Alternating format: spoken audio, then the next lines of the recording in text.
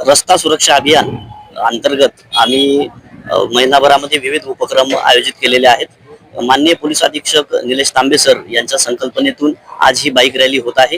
ही bike rally आम्ही जे वाहतुकीचे नियम आहेत ते नियमभंग केल्यानंतर काय शिक्षा होऊ शकते याबाबतचं एक पत्रक आणि एक चांगली योजना आहे राहवीर योजना.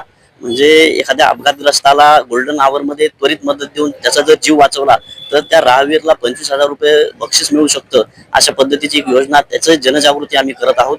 यासाठी आम्ही सहकार विद्या मंदिर, भारत विद्या मंदिर आणि काही शाळांना भेटी देणार आहोत रॅली दरम्यान.